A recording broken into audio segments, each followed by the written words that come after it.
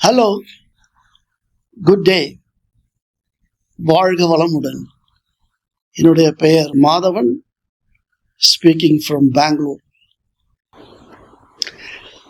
சில நண்பர்கள் எனக்கு ஃபோன் பண்ணியிருந்தாங்க. என்ன சார், நத்திங்கை பற்றி எதோ எழுதுறீங்க? நத்திங்கை பற்றி ஒன்றும் எழுதக்கூடாது, ஏன்னா நத்திங் இஸ் நத்திங். பட் என்னென்னு எழுதுறேன்னா ஏன்? Okay okay. சாதாரணமாக நம்மள கொஞ்சம் பேர் அப்சல்யூட் ஸ்பேஸ், வெட்டவெளி, கடவுள், சரி. இன்னும் கொஞ்சம் பேர் தன்னிருக்க சூழ்ந்தழுத்தும் ஆற்றல், self compressive pressure force is God and that is called gravity. Gravity தான் கடவுள் அப்படின்னு சொல்றாங்க. இன்னும் கொஞ்சம் பேர் அஞ்சுவதேன் துணிந்துரைப்போம், அறிவேதான் தெய்வம் அப்படின்றாங்க. என்னடா இது, என்னென்ன சொல்லிக்கிட்டு இருக்காங்க. இன்னொருத்தர் சொல்றார் நடுவில், ஆற்றல் தான் தெய்வம்,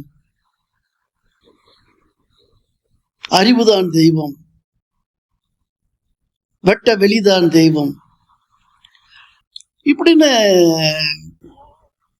இந்த நம்ம ஆளுங்களை நல்லா படிச்சுட்டு ஒரு பெரிய பெரிய பொசிஷன்ல இருந்துக்கிட்டு இப்படி 4 பேர் 4 விதமாக பேசும்போது நம்ம எதை ஆராய்ச்சி பண்ணுறது? எந்த ஆராய்ச்சி பண்ணால் நமக்கு இந்த தெய்வம், கடவுள், ஆல்மைட்டி எல்லாம் விளங்கும் அப்படிங்கிற ஒரு கேள்வி வருது. அதுக்குதான் கடவுளுக்கு இன்னொரு பேர் இருக்கு, அது யாரும் சொல்லலை, அதை நான் சொல்றேன், நத்திங். புத்தா சொல்றாரு சூன்யம், அதைத்தான் சித்தர்கள் சொன்னாங்க வெட்டவெளி. வெட்டவெளின்னா நம்மால் ஏதோ ஒன்று இருக்குது பார்ப்பா அப்படிங்கிறாங்க. ஏன் ஒன்றும் இல்லைல்ல, அதுதான் சூன்யம். சூன்யந்தான் வெட்டவெளி, ஒன்றும் இல்லாதான் வெட்டவெளி அப்படிங்கிற இதுல பயங்கர மோதல். என்ன ஒன்றும் இல்லைங்கிற, அப்ப நத்திங் இஸ் காடா? ஆமா. காட் இஸ் நத்திங்கா? ஆமா. அப்ப nothing is God, God is nothing, God is nothing, nothing is nothing. ஆஹா, இன்னும் அழகா சொல்றாரு இந்த ஆளு, கரெக்டா சொல்றாரு. அப்படியா அன்பர்களே, கொஞ்சம் பொறுமையா யோசிச்சு பாருங்க. Absolute space is referring to emptiness, nothing, vacuum, ஒன்றும் இல்லாதது. எந்த ஒன்றும் இல்லாததோ அதுதான் கடவுள். இந்த கடவுளுக்கு 2 நிலை உண்டு. ஒன்று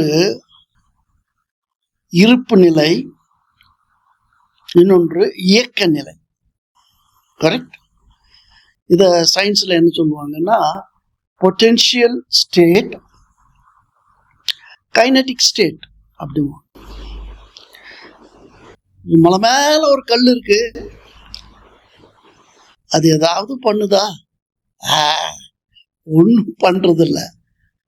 ஆனா அந்த கல்லு கீழே உருண்டு கீழே விழுந்ததுன்னா, அடடா, அங்க இருக்கிற அந்த குடிசை, தோட்டம், துறவு, அங்க இருக்கிற மாடு, இதெல்லாம் அடிப்படவும் அது பழுது படவும் வாய்ப்பு இருக்கு இல்லையா?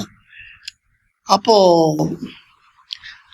பழுதாக்குவதற்காக உள்ள ஒரு ஆற்றல் அந்த கல்லிலே அடங்கி இருக்கிறது.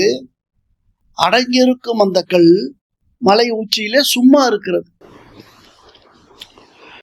சும்மா இருக்கிற கல்லு இருப்பு நிலை, உருண்டு விழுந்து கீழே இருக்கிற குடிசைகளையும் ஆடு மாடுகளையும் நசுக்குகிறது அதனுடைய இயக்கம். இப்ப நான் பேசுறேன், நீங்க கேட்டுக்கிட்டு இருக்கீங்க. இது இயக்கம். இல்ல நான் கடவுள் நிலையில இருக்கணும்னா நான் பேசவும் கூடாது, நீங்க கேட்கவும் கூடாது, எனக்கு உருவமும் இருக்காது, உங்களுக்கு உருவமும் இருக்காது, உங்களுக்கு அசைவு இருக்காது, எனக்கு அசைவு இருக்காது, என்னுள்ள உயிர் இருக்காது, உங்களுக்கு உயிர் இருக்காது. புரியுதா? தெய்வம்னா என்னன்னு? அதுதாங்க தெய்வம்னா நத்திங்க. எனக்கு தெரியும் சிலருக்கு இது புரியாது, சிலருக்கு இதுல கோபம் வரலாம், சிலருக்கு வெறுப்பு வரலாம். தயவு செய்து அப்படியெல்லாம் பண்ணிடாதீங்க. எனக்கு ஃபோன் பண்ணி கேளுங்க, என்ன சார் இப்படியெல்லாம் சொல்றீங்களே, உங்களை என்னவோ நினைச்சுக்கிட்டு இருந்தோம், உங்களுக்கு எல்லாம் தெரியுன்னு. உங்களுக்கு ஒன்றும் தெரியாது, நீங்க ஒரு நத்திங். ஆமா, நான் ஒரு நத்திங். நான் ஒண்ணுமில்லதான் ஒத்துக்கிறேன். இந்த ஒண்ணுமில்லைய பத்தி தான் நம்ம தொடர்ந்து பேசலான் இருக்கிறோம். அதுக்கு முன்னால ஒன்னே ஒண்ணு சொல்றேன்.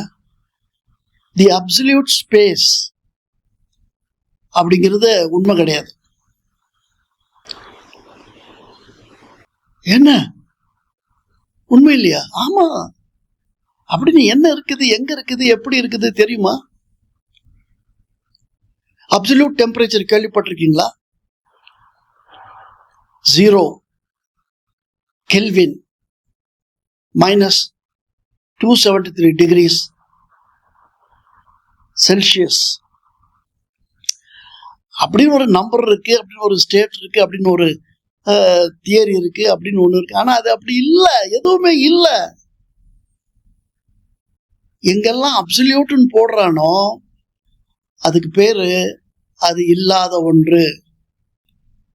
அது ஒரு ரெஃபரன்ஸுக்காக வச்சது, அது ஒரு தியரட்டிக்கலுக்காக வச்சது. அதை வச்சு மற்றதை விளக்க போறாங்க. 0ன்னு ஒண்ணு இருக்கா? 0ன்னு என்ன? ஒண்ணும் இல்ல. ஆனா ஒண்ணுன்னு சொல்றீங்களா, அதுல ஒண்ணு இருக்கா? ஒண்ணுல ஒண்ணு இருக்கு. அந்த ஒண்ணுல ஒண்ணு இருக்குன்னு சொல்றதுக்கு நமக்கு தேவை 0. அந்த நம்பர் 1, அதன் மூலம் 0. இயங்குகின்ற பிரபஞ்சம், இயங்குகின்ற இயற்கை, இயங்குகின்ற மனிதன், அவன் மூலம் 0.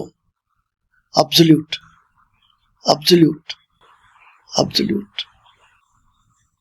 நன்றி. தொடர்வோம், மீண்டும் சந்திப்போம். உங்கள் கருத்துக்களை எனக்கு சொல்லுங்கள். என்னை நான் கொஞ்சம் மாற்றிக்கொள்கிறேன். மீண்டும் சந்திப்போம்.